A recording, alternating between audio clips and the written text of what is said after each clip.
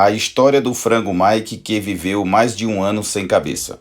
Há 76 anos, um fazendeiro decapitou um frango no Colorado, Estados Unidos, mas uma coisa curiosa aconteceu. A ave se recusou a morrer. Mike, como ficou conhecido o fatídico frango, sobreviveu por 18 meses e se tornou famoso. Mas como ele viveu sem a cabeça por tanto tempo? Em 10 de setembro de 1945, Lloyd Olsen e sua esposa Clara estavam matando frangos na fazenda da família em Fruita, no estado de Colorado. Eles chegaram ao fim do dia e um frango ainda estava vivo e andando para lá e para cá, conta o bisneto do casal Troy Waters, que também é um fazendeiro em Fruita. O frango saiu correndo e não parou mais. Eles o deixaram pela noite em uma caixa de maçãs e quando Lloyd Olsen levantou na manhã seguinte, foi checar o que havia acontecido. O maldito frango ainda estava vivo, disse Waters. Virou parte da história esquisita da nossa família, conta Krista Waters, a esposa de Troy. Waters ouviu a história quando era pequeno, após seu bisavô ter ido morar na casa de sua família.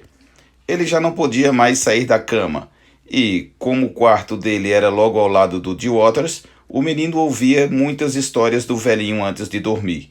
Ele levou os restos do frango para vender no mercado de carne, conta o bisneto. Pegou o frango decapitado e, naquela época, ainda usava uma carroça como meio de transporte. Levou-o na bagagem e começou a apostar com as pessoas que tinham frango sem cabeça valendo uma cerveja ou alguma outra coisa. A conversa se espalhou pela cidade sobre o milagroso frango sem cabeça.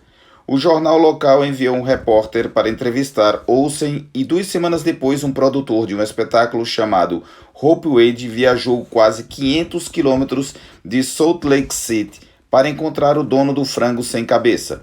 Ele tinha uma proposta simples, levar o frango para o espetáculo e eles ganhariam dinheiro com isso. Naquela época, década de 1940, eles tinham uma pequena fazenda e passavam dificuldades. Isso os motivou a aceitar a proposta, explica Waters. Final trágico. Primeiro eles visitaram Salt Lake City e a Universidade de Utah, onde o frango foi submetido a uma bateria de testes.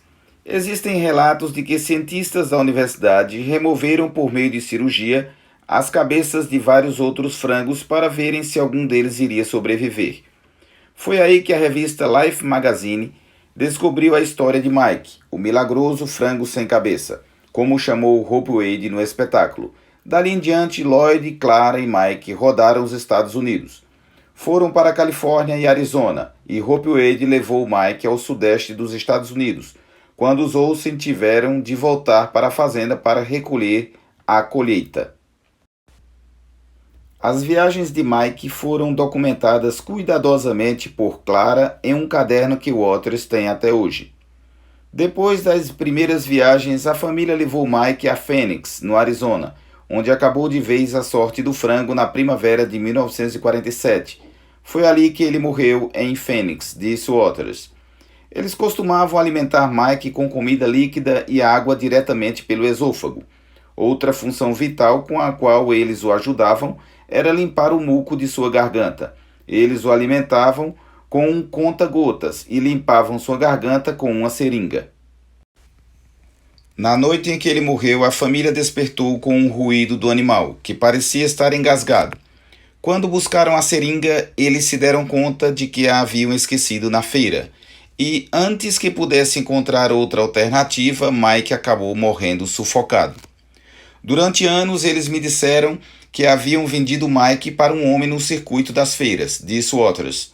Só anos depois que ele tinha morrido que me contaram que ele estava morto. Acho que não queriam admitir que eles tinham vacilado ao deixar morrer a galinha dos seus ovos de ouro. Olsen nunca disse o que fez com o frango morto. Aposto que ele o atirou em algum lugar do deserto no caminho de Phoenix para cá, onde provavelmente ele foi comido pelos coiotes. Como ele viveu por tanto tempo? O que mais surpreende Tom Smulders, um especialista em frangos do Centro de Estudos sobre Comportamento e Evolução da Universidade de Newcastle, é que Mike não tenha sangrado até a morte quando foi decapitado.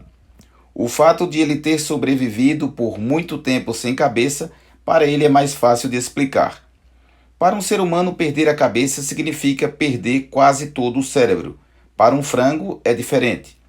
Você se surpreenderia com quão pequena é a parte do cérebro que está na cabeça de um frango, explica Smulders. A maior parte do cérebro está concentrada na parte traseira do crânio, atrás dos olhos, segundo ele. Relatos indicam que o ataque a Mike para matá-lo levou bico, rosto, olhos e uma orelha.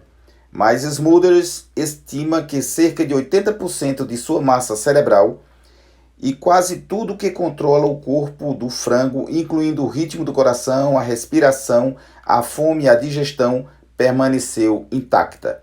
Naquele tempo, sugeriu-se que Mike teria sobrevivido porque parte ou todo o tronco cerebral dele ainda estaria ligado ao seu corpo. Desde então, a ciência evoluiu e se descobriu que o que se chamava tronco cerebral é, na verdade, parte do mesmo cérebro. Porque os que tentaram matar Mike não conseguiram é algo ainda difícil de explicar. Parece que o corte no caso de Mike foi feito no lugar certo e um coágulo de sangue se formou no tempo certo para evitar que ele morresse com o sangramento. Cerveja grátis. Troy Waters suspeita que seu bisavô tentou várias vezes repetir o feito com outros frangos. Certamente outros também tentaram.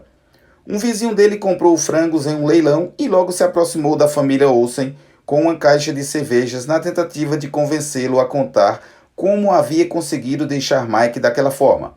Lembro que ele me contava isso rindo sobre como recebia cervejas de graça no fim de semana porque o vizinho estava certo de que sabia como ficaria rico com seu frango, conta Waters. Mas, segundo o bisneto, a história não trouxe tanto dinheiro assim. Uma vez, Waters perguntou a Lloyd Olsen se ele havia se divertido com Mike. Ele me disse, claro, tive a oportunidade de viajar e conhecer partes do país de uma maneira que jamais haveria conhecido. Pude modernizar minha fazenda, mas agora isso ficou no passado. Ele seguiu com a fazenda pelo resto da vida, ganhando seu dinheiro da maneira como podia.